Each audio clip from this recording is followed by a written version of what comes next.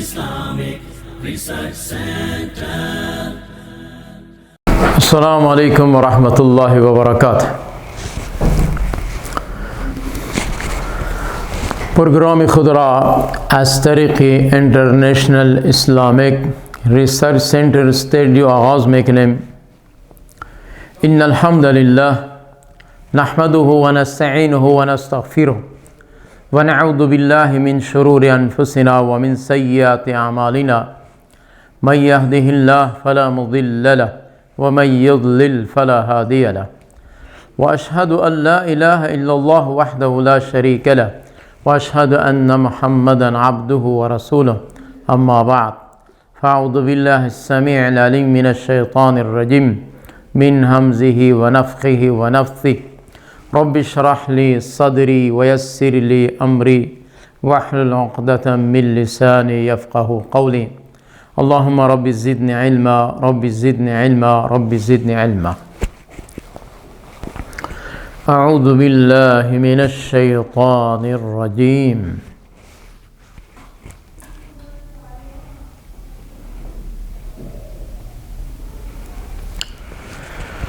قل من كان عدوا لجبريل فإنه نزله على قلبك بإذن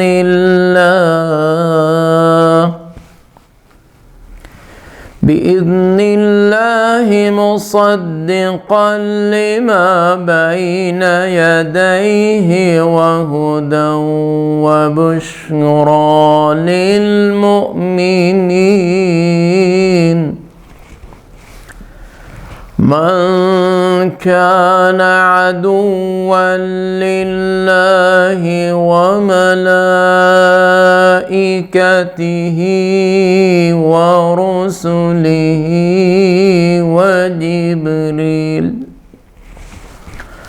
وجبريل وميكال فإن الله عدو للكافرين.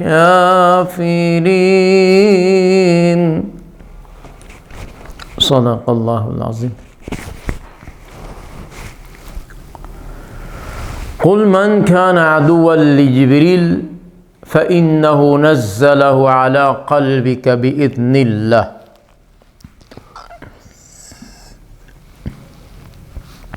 ترجمة: ای محمد صلی الله علیه و آله و سلم بگو من کان عدوا لجبریل، شخصی که باشد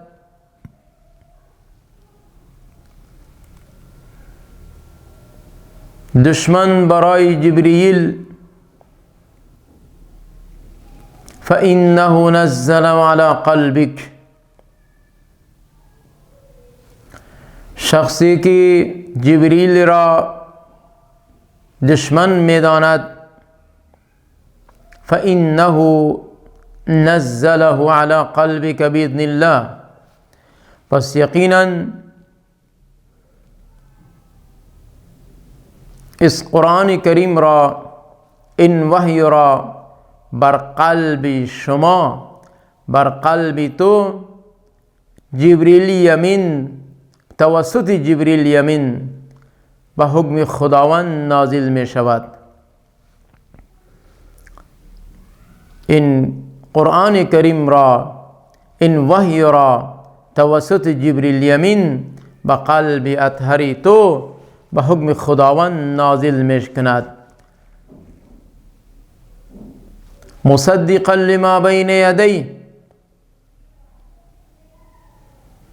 تصدیق کننده است این قرآن کریم آن چیزی که در دستهای اینها موجود است، عبارت از تورات، انجیل. این قرآن کریم مصدقی کتب ما سبقه می باشد و هدایت می باشد و بشرا للمؤمنین، و بشارت کننده، بشارت دهنده است برای مردم ایماندار. هدایت هم می باشد، بشارت هم در این موجود است برای اهل ایماندار، برای کسانی که ایمان آوردن. قل من کان عدوا لجبریل، امام جعفر طبری رحمت الله علیه، امام جعفر طبری رحمت الله علیه میگوید به اتفاق علما کسی که با جبریل امین دشمنی دارد، در حقیقت دشمنی آن به تمام دیگر فرشتگان و تمام رسولان می باشد. دشمنی به یک فرشته، دشمنی به تمام فرشتگان، دشمنی به یک رسول، دشمنی به تمام رسولان می باشد، یا به اتفاق نزد علما می باشد. بعد قول این است که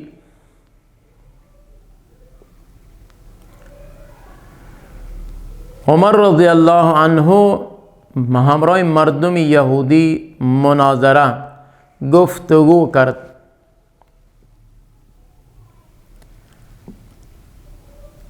زمانی که عمر رضی الله عنه با مردمان یهود گفتگو کرد، آنها اظهار کردند که جبریل امین دشمن ماست، دشمن پدر و آبا و اجداد ما می باشه، لہذا ما قبول نداریم. چرا؟ به خاطر این که این جبریل امین که وحی می آرد بسیار احکامهای سخت شدید می باشد، ذهن ما، هوای ما، طبیعت ما نمی پذیرند و میکائیل را ما دوست می داریم، دوست ما است. به خاطر اینکه آن که بارش رحمت را می آرد، لہذا در آن نرمی است و در جبریل امین که است، در جبریل سختی می باشد. از این لحاظ ما جبریل امین را دشمن می دانیم. ابن عباس رضی الله عنه می گوید که چند افراد از مردم یهود، از اهل کتاب، پیش رسول اکرم صلی الله علیه و آله و سلم آمدند. آنها گفتند چند سوالی که ما داریم، این سوالهای ما را جوابشان را غیر از پیغمبر کسی دیگر نمی داند. اگر رسول باشد بر حق، این سوالهای ما را جوابشان را رسول می داند بس، علاوه از این کسی نمی داند. رسول اکرم صلی الله علیه و آله و سلم ارشاد فرمود درست، اگر من جواب صحیح بدهم آیا شما رسالت مرا قبول میکنید؟ با این قول، با این افعال که معاملات پیش رو صورت گرفت، اینها عهد و پیمان کردند که بله ما رسالت ترا قبول میکنیم. رسول اکرم صلی الله علیه و آله و سلم ارشاد فرمود که سوال کنید. اول سوال، بنی اسرائیل بر نفس خودش کدام چیز را حرام کرده بود؟ یعنی یعقوب علیه السلام. پیامبر گرامی صلی الله علیه و آله و سلم ارشاد فرمود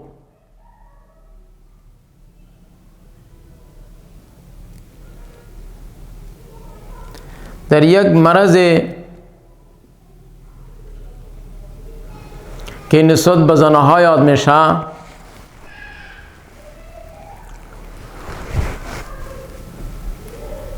یعقوب علیه السلام گفت عرق النساء. عرق النساء یا عرق النساء یک مرض است که یعقوب علیه السلام به این مبتلا بود، خیلی سخت. گفت اگر که من جور شوم، شفایاب شوم، محبوب ترین چیزی که از خوردنی ها و از نوشیدنی ها به نزد من است، آن را من وقف میکنم، نظر میکنم، نمیخورم و نمی نوشم. بعد از صحت یافت شدنش نزد یعقوب علیه السلام گوشتی شتر محبوب بود، بر نفس خود این را حرام کرد. و شیری شتر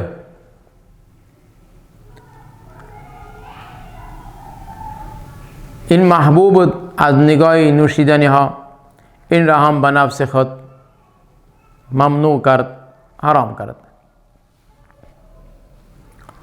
پیامبر گرامی صلی الله علیه و سلم از این مردم ها اینها را قسم داد، قسم با آن ذاتی که موسی را تورات داده و مبعوث کرده است، آیا سوال شما کرده جواب ما دادم صحیح است یا غلط؟ آنها همچنین قسم خوردند که صحیح است، جواب شما بالکل صحیح درست است. دوم سوال این بود که گفتند که مردم جنتی در جنت اولا که می روند ضیافتشان چی است؟ مهمانیشان چی است در جنت؟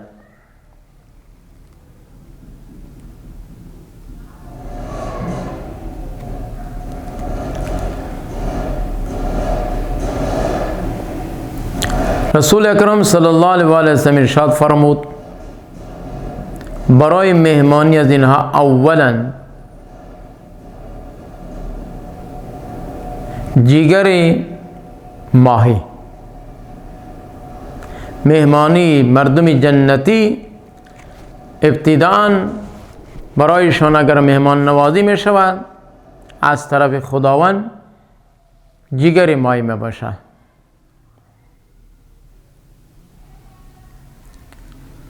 دیگر سوال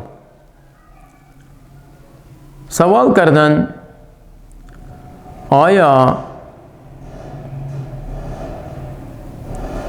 بچه دختر و یا بچه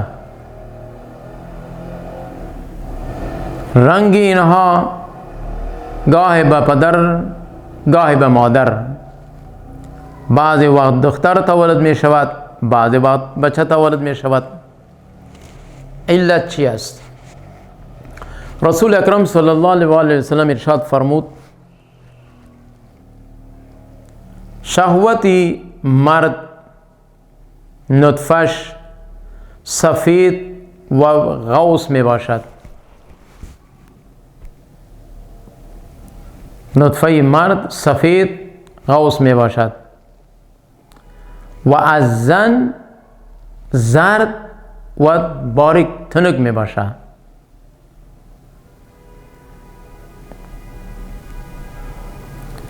زمانی که شهوت مرد بر بالای عورت غالب بیاید، سبقت کند، نزولش انزال شود، در این صورت بچه و رنگش طرف پدرش مایل می باشد. اگر شهوتی عورت پیش از مرد انزال شود، خروج شود،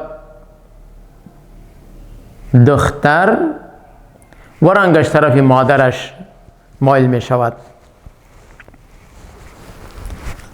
بعد از جواب دادن رسول اکرم صلی الله علیه و سلم چنین قسمشان داد، قسم با آن ذاتی که موسی را تورات داده به حق رسالت مبعوث کرده است.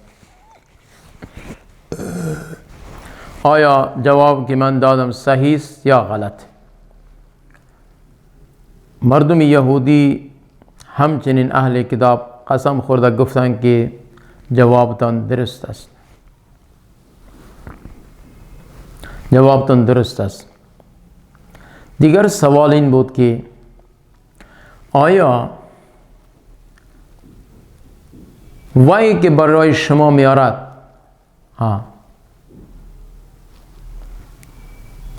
نشانی، دیگر سوال این بود که نشانی رسالت شما به نفس خودتان، به ذات خودتان کدام چیز است که معلوم شود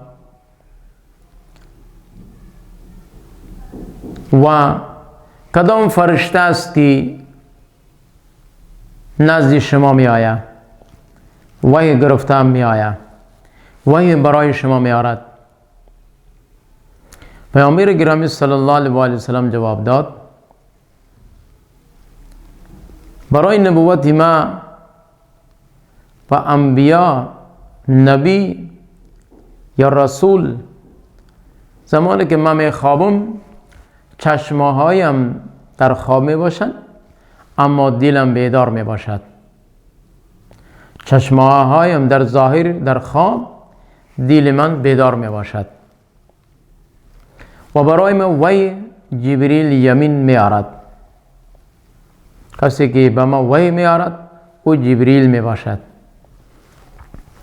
در آخرین جواب اینها گفتند که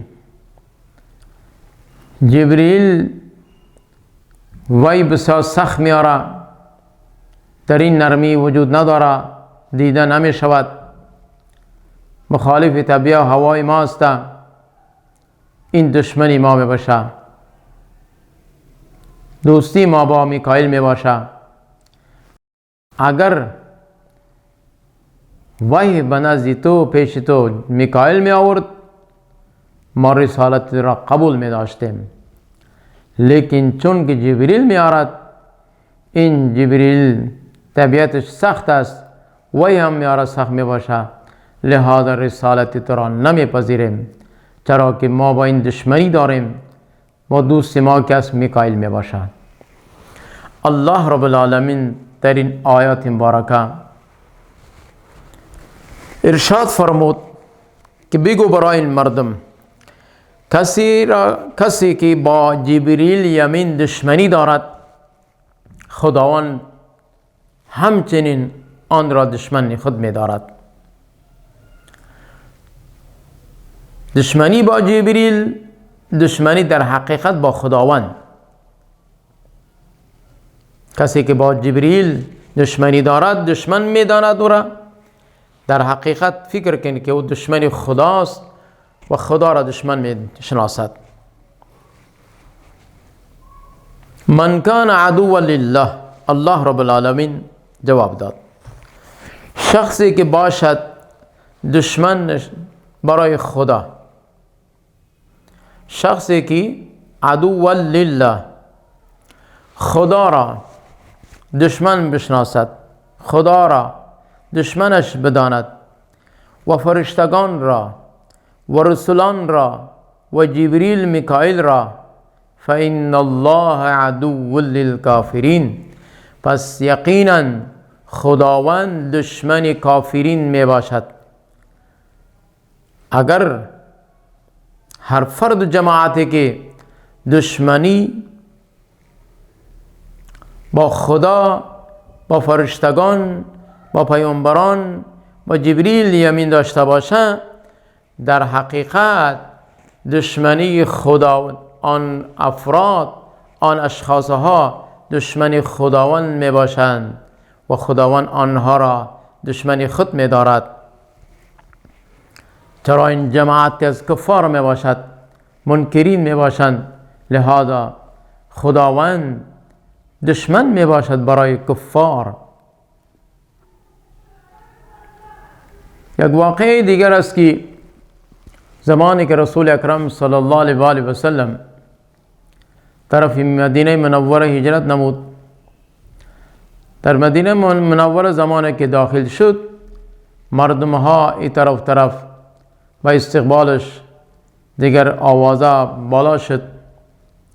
عبدالله ابن سلام یکی از اهل کتاب بود، علماء یهود، آن هم شنید، فوراً پیش رسول اکرم صلی الله علیه و آله و سلم رفت و این دو سوال کرد که مردم اهل جنت اولا ضیافتشان، طعامشان از طرف خداوند چی می باشد و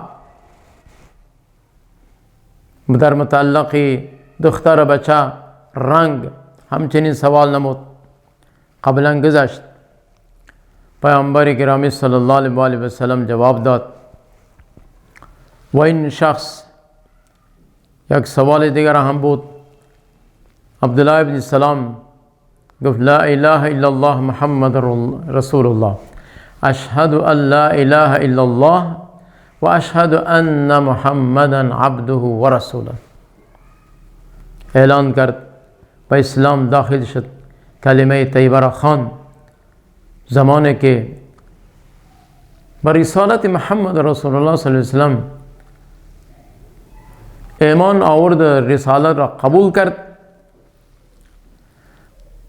عبدالله ابن سلام پیامبر گرامی صلی الله علیه وسلم را گفت که فی الحال از ایمان آوردن ما با این مردم چیزی نمیگوییم، ما یک کجای پنهان می شوم و شما از اینها سوال کنید.